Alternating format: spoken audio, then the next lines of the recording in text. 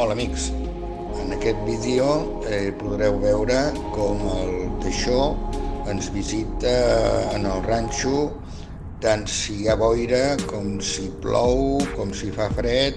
Ell sempre ve cap allà perquè sap que poc o molt algú troba de menjar.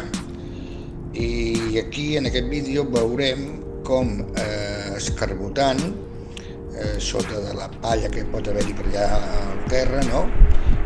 Estira cap en l'aire un cuc d'aquests d'aigua, no? Els que surten quan ha plogut o està a punt de ploure, o en fi, aquests que són marrons i llargs, no?